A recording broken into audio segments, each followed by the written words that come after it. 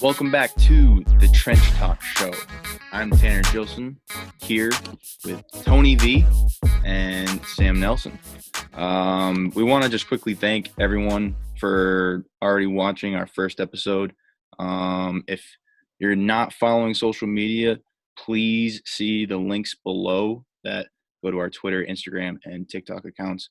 We're going to kind of sort of shift things in sort of what we're putting on YouTube, but we're going to continue to present YouTube content and, Tony V showing off the Valentino Farm sponsor. Yeah. Hey, on a side note there, this guy came the other day and I was working the stand, just trying to be Mr. Personable. And this guy, he's like, hey, can you give me a deal on this? I'm like, yeah, okay. Like he bought like $150 worth of stuff. I'm like, okay, whatever, dude. I'll give you a little break. It's hot out, whatever. Dude gave me a fake $100 bill. A fake $100 bill? Yeah, I was like, well, this thing looks a little funny. And I gave it to my mom. She's like, this is how they all come now. And I was like, oh, okay, sure. She tries to give it to the bank. Nope. Really? Wow. In a time of national pandemic, wow. You got to be something else. What a jerk. Work one over on this guy. Valentino Farms, man. Not cool, man. You got hustled. I know. I'm gonna hustle him back. He's like, I'll be back next weekend. I'm gonna hit some buys, tries, and more buys, and be like, hey, buddy, you back for more or what? Give him the old 1-2 Sam Nelson style. He's never coming back. He better come back. He asked my name. I said, it's Tony. He's never coming back. And I was like, thanks, Mike. I hope you have a great day. It was actually a very friendly conversation. Now it's going to be like, no way his name is Mike. It was an alias. I don't know. He was. His name is not Mike, and he's never coming back.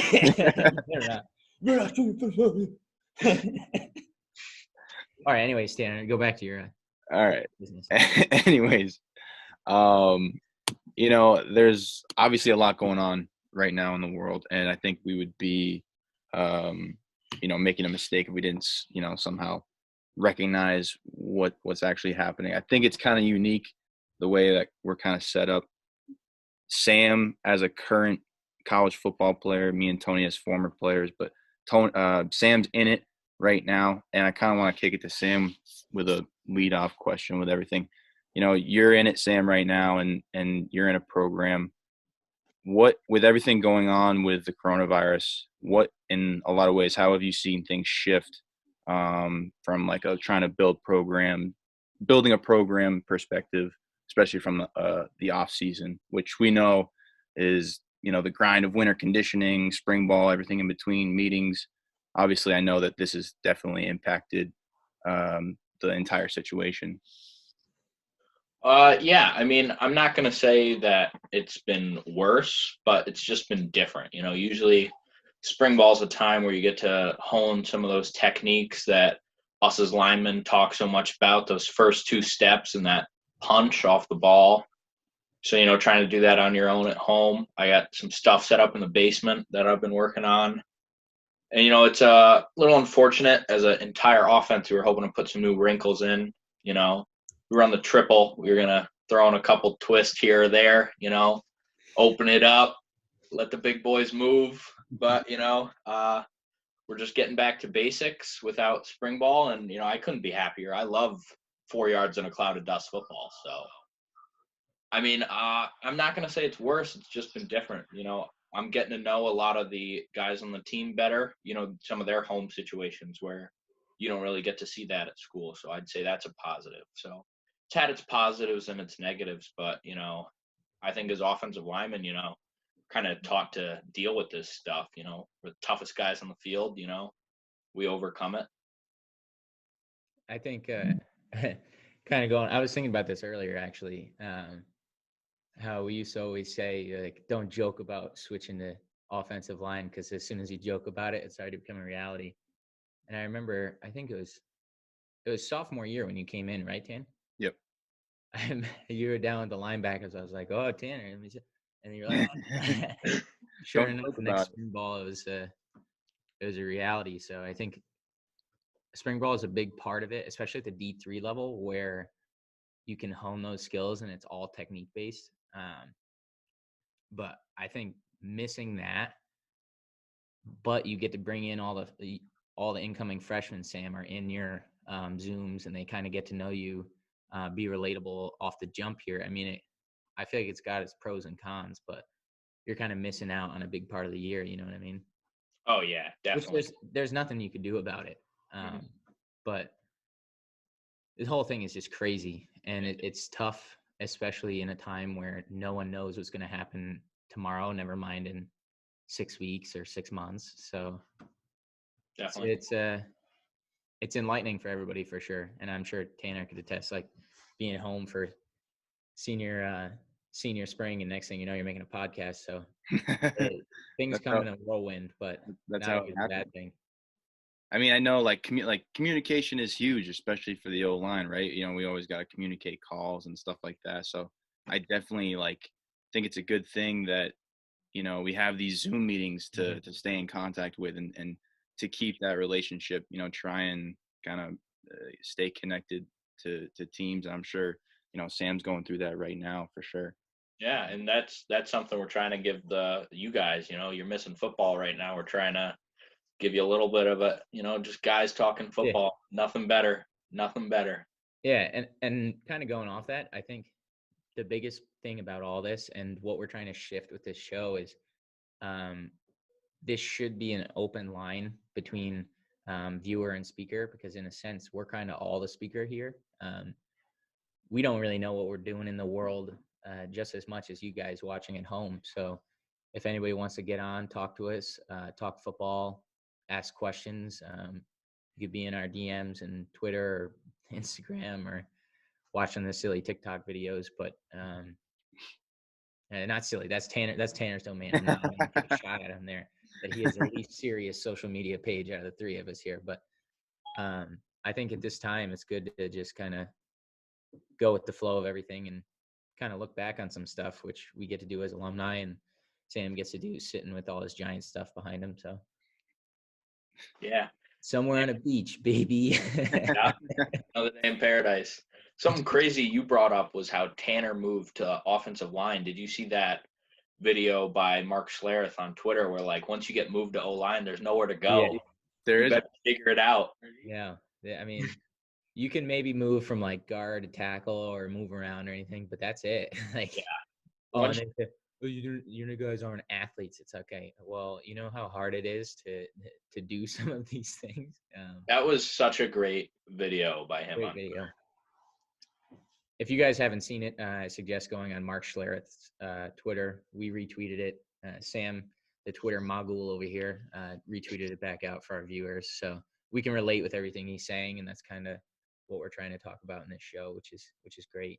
And I'm not going to say that we went first before he did, but we talked about the athleticism of linemen, and he kind of backed us up after our. Hey, episode 1 was out before he said that. That's true. That's what I'm saying. I'm not saying check if he watched. I'm not saying if he copyrighted us or tagged us or whatever, but we might be on some serious money here. Mark Schlereth might be a copycat killer. Copycat path guys. Yeah. Speaking of Mark Schlereth, he was a great pro too, and you know that's what we're going to be focusing on today. Some of the best of the best. A little big on big, best on best. Big on big. Sam, do you want to get us introduce what the big on big, best on best segment's about? Yeah. So pretty much right now we're going to be doing something little like hypothetical. Like there's no way to really do these because all these. Well, we could. Well, one of them could. We can talk to them. See if they got a couple of pops. As football guys, you know, like some of the biggest drills for those trench guys, O-line, D-line, are your one-on-one board drill, which is one guy lines up across from another, and it's who can move the guy from point A to point B, put him on his back. So we're going to give you 2 legends. We're going to talk it out, see who we think will win that. And then the other one is one-on-one pass rush. So D-line knows it's a pass, and O-line knows the snap count. You got to beat the offensive lineman, sack the quarterback. What do you usually give them on that? As an offensive lineman, I feel like 3.5 seconds is fair. Yeah, within reason. You know when you got beat. If they're stuck and they're spinning and it's clubbing, like you already lost. If somebody's got you in the like you won that. Every once in a while, you get a quarterback who thinks he's got like 6-7 seconds to run around back there. Yeah. Chad Shade. No, I'm trying here. I'm trying. Chad, throw him off. Shout out to the offensive coordinator. Who's that guy? I don't know. So first matchup, I'll be breaking it down for you. We're going to call it the Battle of the Bruces. So I don't know if you guys got an idea who's coming yet, but on the defensive side of the ball, out of Buffalo, shout out Bills Mafia. Nobody circles the wagons like the Buffalo Bills. We got Bruce Smith. Huge offensive line signing out of an undrafted free agent there for the Bills Mafia. I feel like he'll fit in based off of the little clip that's going around on the internet right now. I won't say it. So you can find it on your own, but keep going. So we got Bruce Smith. This guy, absolute legend. 200 career sacks, most all time. 43 forced fumbles, 11 Pro Bowls, 8 times All-Pro. And, Bruce Smith, he's a great pass rusher. He's a great defensive lineman. He's got pretty good size for your typical 4'3" defensive lineman, your edge guy. So he's 6'4", 262. And he is going to be going against none other than Bruce Matthews, our other Bruce. This guy is just an absolute house. His versatility is something that always stands out. Him being able to play everywhere on the offensive line, starting a ridiculous 293 games. Crazy. 6'5", 305, 14 Pro Bowls, 7 times All-Pro. He's a member of the NFL 100 team. So I'm going to start you off with what I think on this, and then Tony and Tanner will weigh in. We'll see how they feel. So pass rush, I'm going to have to give the edge to Bruce Smith. Just his athleticism, that great combination of speed and power. And he was almost ahead of his time with his flexibility and knee bend. And I think he was a guy who always had a plan on those pass downs. He had a move in his head. He was ready to go. And he had every move in the book. And I think that makes him too tough to handle one-on-one pass rush. Yeah, I'm with you on that breakdown there, Sam. I look at Bruce Smith and I just see a Clowney before Clowney existed kind of thing. You see him out on the edge and he's got those long strides that he can dip right underneath and he can always just scoop right around with his length and athleticism. And Matthews was a guard, right? Well, that's the thing. He played everywhere. He played guard, tackle, center. Yeah, I think with his size, it's just too much of a mismatch on the edge with just how smooth Bruce Smith was. But as far as the board drill goes, I have to go with you, especially with the durability and his versatility. It didn't matter if it was if he was lined up on tackle. The athleticism doesn't matter because he could do that. I would have to give the board drill to Bruce Matthews for sure. Oh, yeah. I'm going to agree on that board drill. Bruce Matthews, he's such a smart player, too. Yeah, he's a brute. Always had great hands and great pad level. Mm-hmm. And his hands were so strong, real strong hands. He's a guy, when he gets a hold of you, you're not going anywhere. Yeah. And he's as tough as it gets, to think about it, to play 293 games, you're not just playing through some bumps and bruises. You're playing through some serious stuff. This is a guy who just loves to get out there and play football. Got a strong lower half, and I don't see anybody beating him in a board drill. In the past probably 30 years, you could probably count on one or two hands the amount of guys who've played that many games on the offensive line. You can maybe have Staley up there, or guys like Joe Thomas or Jeff Saturday, little Packers guy again. But there's a few names you could throw around, but that consistency and that dependability, game on the line, on the goal line, you have to trust that he's going to get it done. Like those other guys I mentioned. So, yeah, I would probably obviously agree with both of you on. I would go Bruce Smith, pass rush, and Bruce Matthews with the board drill. Bruce Smith, I think, Sam, you kind of touched on it. You said that he had a versatility of different moves that he would use from the DM position, and I think that in a lot of ways, we've obviously seen throughout the past 20, 30 years of football. Pass rush moves are kind of evolving, and now it's more of an art form, I think, from a D line perspective. I don't know how much, the game has obviously evolved since his time, but he was kind of some of the earliest players to kind of really get inventive with different pass rush moves. Mm-hmm. Yeah, I think one thing that stands out to me is a lot of those guys now are your 3-4 outside linebackers. Yeah. I was a pure. And they're shifting guys like Clowney. They're popping them up more and more. Go off Like that. this is your old school 4-3 defensive end, and I think Yeah. that's what makes this so impressive to me. Yeah. Absolutely. Well, and I think the athleticism was so rare during that era that the position almost didn't exist. Kind of with, who was it? Isaiah Simmons was saying before he went to the Cardinals, he was talking about how you're not drafting a linebacker, you're drafting an athlete. I think you could say the same argument for someone like Bruce Smith. You're not really you wouldn't be drafting a defensive end, you'd be drafting a guy who could go make plays and get to the quarterback. Yeah. So for another throwback, we have a matchup that I honestly would love to see. A personal favorite of mine. We got Anthony Munoz, Hall of Famer, Cincinnati Bengals legend, 11-time Pro Bowler, 9-time first team All Pro, 1991 Walter Payton Man of the Year, which kind of speaks to the element of selflessness that we talk about at the position. He was on the 1980s All-Decade team. One of the stats that impressed me the most about him was in 13 seasons, he missed 3 games. So we talk about guys who, that whether it's mental toughness, physical toughness, be able to play through injuries. Really impressive thing, especially for a guy who at USC missed a lot of games, and there was actually a lot of debate, in drafting him, whether he was a good first round pick. The guy was also like one of the most well-conditioned like athletes like ever. The guy ran like 10 to 12 miles like for like condition training. Per day or during like a week. During a week he would run like 10 to 12 miles, like, and he's 6'6", 275. It's not that crazy. Come on. I don't know. I think it's pretty impressive. Sam could pump out 10 miles in probably the next couple hours. I wouldn't call Sam no freak. Yeah, but Sam, how much are you weighing these days? What? How much are you weighing these days? I would like to say I'm usually around the 230 mark. I wish I'm usually yeah, you're withering away on Bahama Mama over here. Little less than that, but All right. We'll go 230. Well, fair enough. This guy's got easily 40, 50 pounds on Sam, and he's got a 6'6" frame. He's, obviously we all know who Anthony Munoz is. Mm-hmm.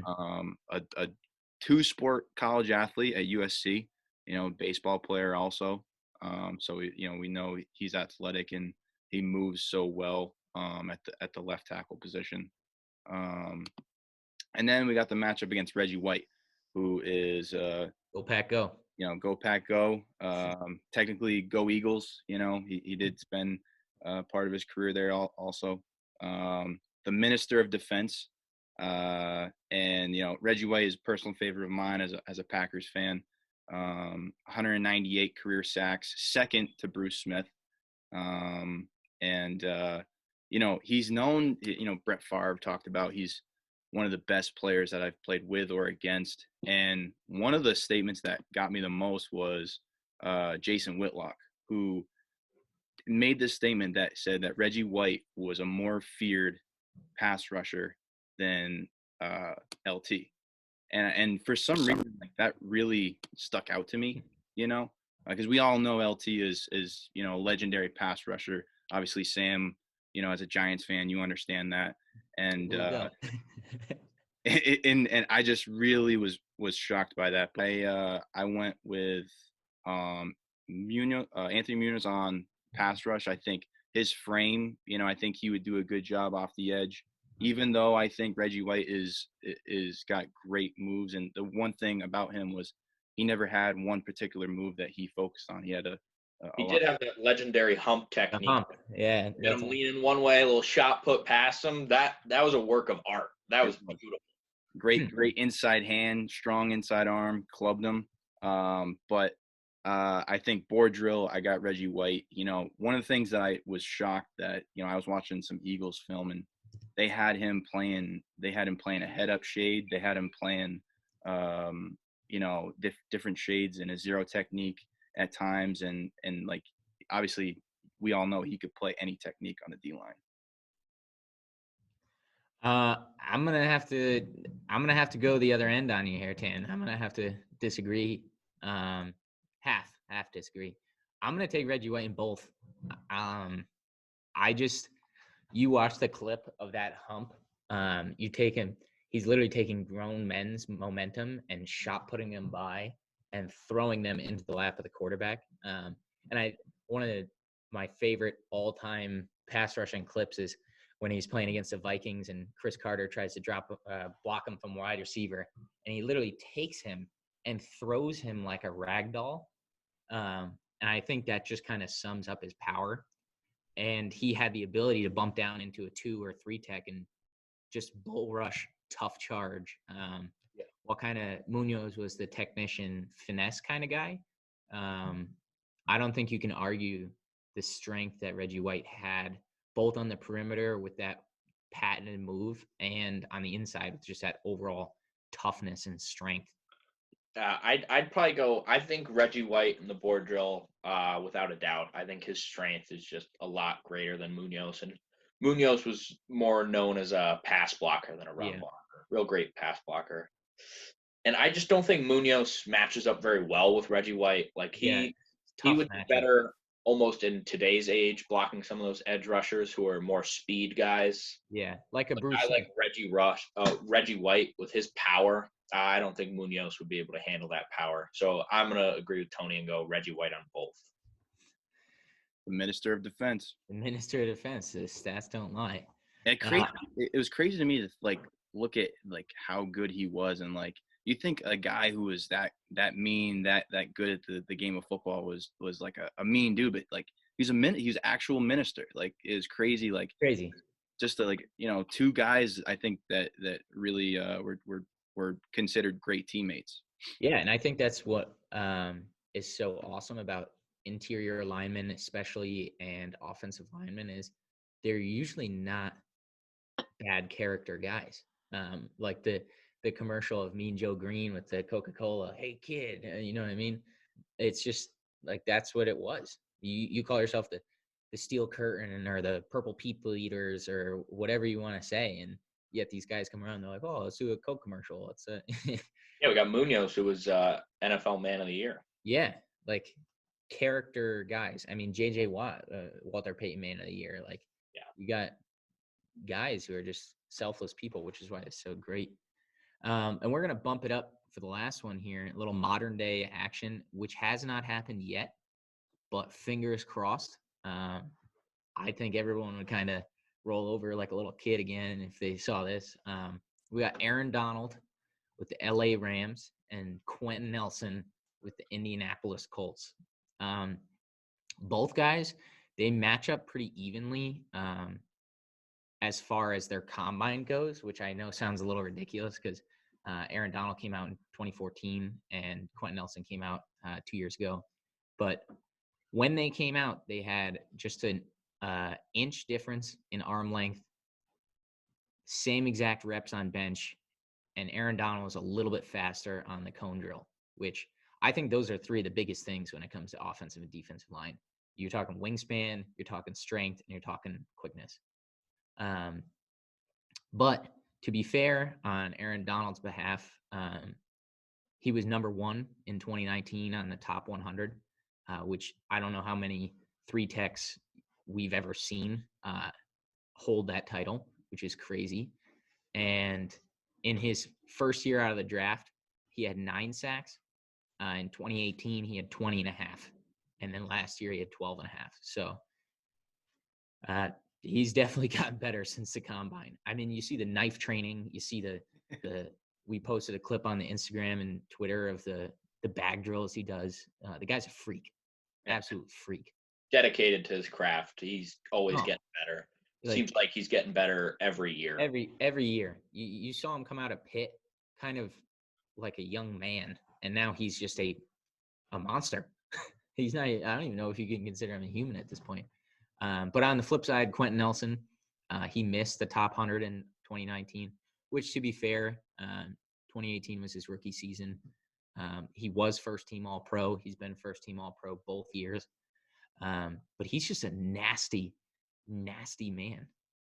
There was a quote that came out in 2018.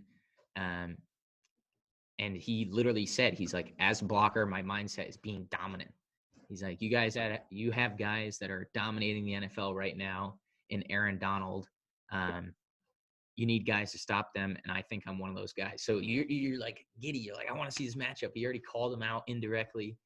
But he's just a mauler, absolute mauler. And Nelson comes from Notre Dame, where obviously they breed great offensive linemen. Played with Mike McGlinchey with the Niners. Like, just I think his senior year, their offensive line was the best in like. I think that's. I think true. they won the offensive line of the year award for college football. It's very, very impressive stuff. As far as the matchup goes, even though Aaron Donald is a true interior lineman, his ideal spot is a 2 or 3 tech. I have to give the board drill to Quentin Nelson. You look at his highlight reel, you look at his film, and he is just a mauler. If it's forward, backwards, he's going to take it. If you could do the side step with the agility, the swim move, sure, I'll give that to Aaron Donald. True board drill, man's man, I got to give it to Quentin Nelson. On the flip, pass rush, like I said, even though Donald is an interior guy and this would be a true matchup, I got to give it to Aaron Donald on the pass rush. The numbers just don't lie. The speed is just incredible. A guy 285 moves as fast as he does. It's sickening. It's actually like sickening. That little head fake to the swim that he has is just so, it keeps everybody guessing.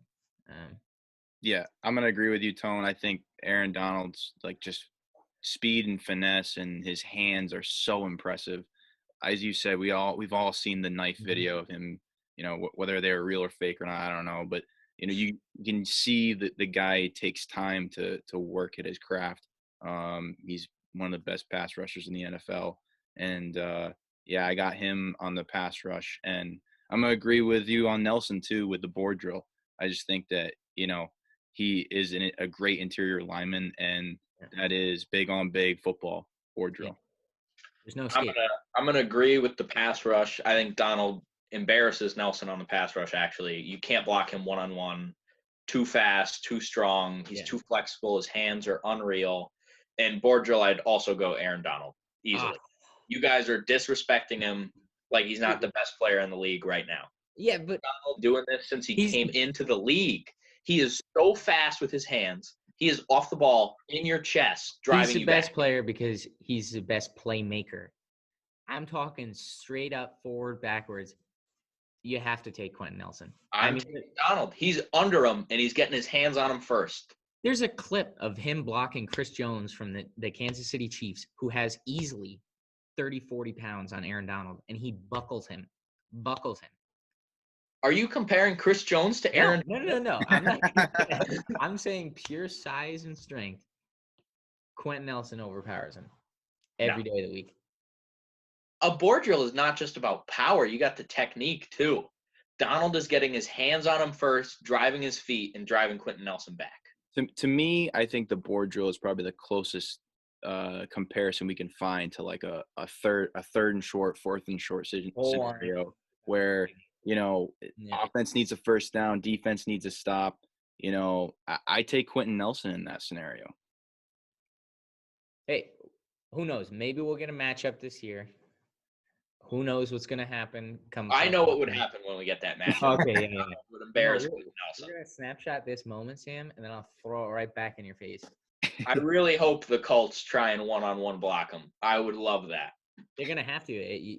Someone's got to step up. But you'd think someone with the name Nelson would be able to handle a one-on-one. Based on what we've seen here, I don't know. You can't block Aaron Donald one-on-one. Yeah. An easy win for Donald. Yeah, so just little closing note here. Unofficially, officially sponsored by yours truly, Valentino Farms, 1925. Buy local in this time. That's my little sales pitch. If you're in the CT area this weekend, I'll be working the flowers. So come pull up and say you listen to the show, and that'll be awesome. Get a discount. Yeah, little farmers, little trench talk. I'll slide you a 20, and then you slide one back to pay for the stuff you bought. But no, it's on a serious note. Go check out the Twitter. That's Trench Talk, Trench_talk. We're on Instagram, Trench Talk Show. The TikTok. What's the TikTok again, Tan? Trench Talk Football. I think it's Trench Talk Football. Trench Talk Football. It'll all be linked below. So It'll all be below. But seriously, And after the episode airs, we are going to throw these matchups up on Twitter, and we're going to see what you guys think. yeah. So we're transitioning into a more active community, as we mentioned before. Going off of that, in the future, we're gonna start bringing in more guests. We have a big time guest coming for the next episode, so stay tuned for that. And yeah, we'll be on social media. We'll be interacting with you guys. We'll be hitting you back and forth. So, and we want to encourage more people to reach out, interact with us, comment, give us a matchup you want to see, whether it's best on best, bigs on bigs, whatever free agency signing you've seen that you want us to talk about, give us a heads up. Yeah, and we'll be covering a lot of the stuff that's going on in the world. Obviously, there's not as much right now, but we're gonna get after it. Sam's just trying to go back to the beach. Now, this is my paradise, man. Nothing better than guys talking football. Guys.